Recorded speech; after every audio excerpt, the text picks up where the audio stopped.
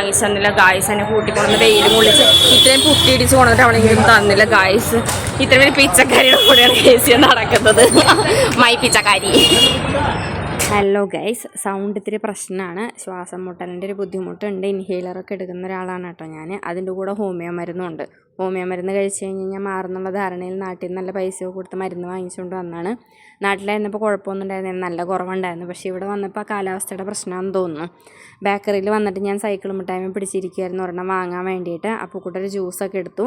ഞാൻ സൈക്കിളിൻ്റെ മിഠായി വാങ്ങുന്നതിന് അപ്പൂക്കുട്ടനെ തുറച്ചു നോക്കി പേടിപ്പിച്ചു കേട്ടോ. എൻ്റെ ഒരു ചെറിയ ആഗ്രഹമല്ലേ, അവിടെ എന്ന് പറയുന്നത് എനിക്ക് ഇത്രയും ഏജ് ആയില്ല എന്നിട്ടും കുട്ടികളെ മാറിയിട്ടില്ലെന്നുള്ളൊരു കോൺസെപ്റ്റിലാണ് കേട്ടോ. പക്ഷെ ഞാനിപ്പോഴും എൻ്റെ വീട്ടിൽ കുഞ്ഞാന്നുള്ള കാര്യം അവർക്ക് അറിയത്തില്ലല്ലോ. അങ്ങനെ ഞാനൊരു സൈക്കിളിൻ്റെ മിഠായി എടുത്തു കേട്ടോ. അവൻ 2-3 കളറൊക്കെ എടുത്ത് കാണിച്ചു. ആ ചേട്ടൻ്റെ പേര് എനിക്കറിയത്തില്ല, ചേട്ടാന്ന് വിളിക്കാനുള്ള ഏജ് ആയിട്ടുണ്ടോ എന്ന് എനിക്കറിയത്തില്ല. അവസാനം ഞാൻ പിങ്ക് തന്നെ എടുത്തു. പിങ്കാണല്ലോ ലേഡീസിൻ്റെ ഒരു കളർ. ഓറഞ്ചൊക്കെ കാണിച്ചു, പക്ഷേ ഫോട്ടോയിൽ പിടിക്കുമ്പോൾ അല്ലെങ്കിൽ വീഡിയോ പിടിക്കുമ്പോൾ പിങ്ക് കുറച്ചും കൂടി എടുത്ത് കാണിക്കണമെന്ന് അത് തന്നെ സെലക്ട് ചെയ്തു കേട്ടോ. അതുകൊണ്ട് അപ്പുറത്ത് ചെന്നിട്ട് ഞാൻ ഉരുട്ടി നോക്കി കറങ്ങണുണ്ടോ എന്ന് അറിയാനായിട്ട്. ഇപ്പുറത്ത് ഞാൻ നോക്കിയപ്പോൾ ബ്രെഡ് ഇങ്ങനെ കുറേ ഉണ്ടാക്കി വെച്ചിട്ടുണ്ട്. ഇപ്പോൾ നിങ്ങൾ വിചാരിക്കും ഇങ്ങനെ ഓപ്പണായിട്ട് വെച്ചേക്കാന്നുള്ളത്, പക്ഷേ അവർ ക്ലോസ്ഡ് ആയിട്ടാണ് വെക്കുന്നത്, അങ്ങനെ വൃത്തികേടൊന്നും ആയിട്ടല്ല കേട്ടോ. ഇവിടെ നിന്ന് വെച്ച് നോക്കുമ്പോൾ ഏറ്റവും നല്ല ബെസ്റ്റായിട്ടുള്ള ഒരു ബേക്കറിയാണ്, നല്ല രീതിയിലൊക്കെ അവരുണ്ടാക്കും.